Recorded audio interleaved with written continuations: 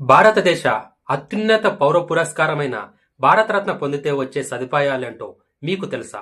నిజానికి భారతరత్న పొందిన వ్యక్తులకు భారత ప్రభుత్వం నుండి ఎలాంటి నగదు కూడా లభించదు. కేవలం వారికి రాష్ట్రపతి సంతకం చేసిన ఒక సర్టిఫికేట్ మరియు రావియాకు ఆకారం కలిగిన ఒక పతాకం మాత్రమే లభిస్తాయి. రాజ్యాంగం ప్రకారం ఈ భారతరత్నను వారి పేరుకు ముందు లేదా బిరుదుగా కూడా ఎక్కడా కూడా వాడకూడదు. కానీ వీళ్లకు భారత ప్రభుత్వం తరపున కొన్ని ప్రత్యేక సదుపాయాలు మాత్రం ఎప్పటికీ అందుబాటులో ఉంటాయి. అందులో మొదటిగా చెప్పుకోవాల్సింది గౌరవ మర్యాదలు. ఇందులో భాగంగా భారత ప్రభుత్వం తరపున లభించే ప్రోటోకాల్లో వీరికి 7వ స్థానం ప్రోటోకాల్ లభిస్తుంది. ఈ ప్రోటోకాల్ ప్రకారం ముఖ్యమంత్రులకు మరియు కేంద్ర కేబినెట్ మంత్రులకు, అంతేకాకుండా సుప్రీంకోర్టు ప్రధాన న్యాయమూర్తులకు ఉండే ప్రోటోకాల్ వీరికి కూడా అందుబాటులో ఉంటుంది. ఇకపోతే రెండవది రాష్ట్ర ప్రత్యేక అతిథి హోదా. ఈ హోదా ప్రకారం వీరు దేశంలోని ఏ రాష్ట్రానికి వెళ్ళినా కూడా వీళ్ళని ఒక ప్రత్యేక అతిథిగా భావిస్తారు.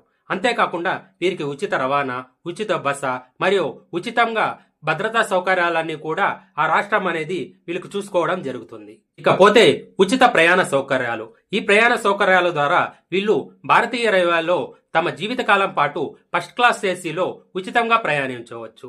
అంతేకాక విమానయానాల్లో కూడా తమకు సంబంధించిన కేటాయింపుల్లో కొన్ని మినహాయింపులను కూడా పొందవచ్చు. అంతేకాకుండా వీళ్లకు డిప్లొమాటిక్ దౌత్య పాస్పోర్ట్ అనేది అందుబాటులో ఉంటుంది. దీని ప్రకారం వీళ్ళు స్పెషల్ గా ఇమ్మిగ్రేషన్, అంతేకాకుండా విమానయానాల్లో సౌకర్యవంతమైన విఐపి లాడ్జింగ్ ను కూడా పొందవచ్చు. అలాగే వీళ్ళు విదేశీ పర్యటనకు వెళ్ళినప్పుడు అక్కడ ఉన్న భారతీయ కార్యాలయాలు వీరికి స్పెషల్ ప్రోటోకాల్ ను అందిస్తాయి.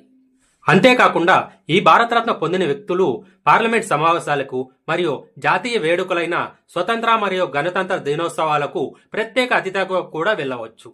అంతేకాకుండా వీరికి గనక అవసరమైతే కేంద్ర ప్రభుత్వం తరపు నుంచి జెడ్+ సెక్యూరిటీని కూడా కేటాయిస్తారు. ఇకపోతే ఈ భారతరత్న పొందడానికి కావాల్సిన అర్హతలు గనక చూసుకున్నట్లయితే ఈ భారతరత్న పొందడానికి ఎటువంటి కుల, మత, లింగ మరియు వర్ణ వివక్షలు ఎటువంటివి కూడా లేవు.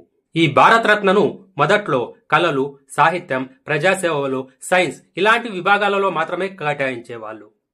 అయితే 2011వ సంవత్సరంలో నిబంధనలను సవరించి మానవ సంబంధ రంగాల్లో ఏ రంగంలోనైనా అసాధారణ ప్రతిభ చూపిన వారికి ఈ భారతరత్న ఇచ్చేలా చేశారు. ఈ భారతరత్న కోసం పేర్లను ప్రధానమంత్రి రాష్ట్రపతికి సూచిస్తారు. ఇంతకు ముందు గరిష్టంగా 3 మాత్రమే భారతరత్న ఇవ్వాలనే రూల్ ఉండేది. కానీ 2024 సంవత్సరంలో కొన్ని ప్రత్యేక కారణాల వల్ల 4 మందికి ఈ భారతరత్నను ప్రకటించడం జరిగింది. ఈ భారతరత్న అవార్డును బతికి ఉన్న వారికి మాత్రమే కాకుండా మరణాంతరం కూడా ప్రకటించడం జరుగుతుంది.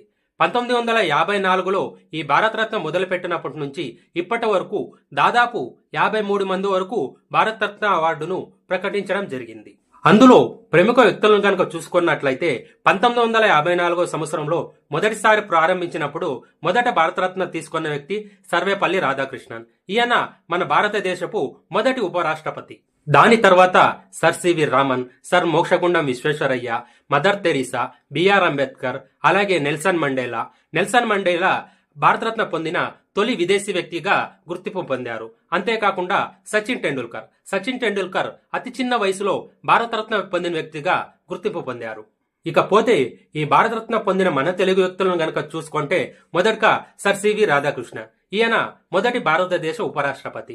ఇక వివి గిరి, ఇతను మన భారతదేశ రాష్ట్రపతిగా పనిచేస్తారు. ఇకపోతే పివి నరసింహారావు గారు, ఈయన భారతదేశ ప్రధానమంత్రిగా పనిచేశారు.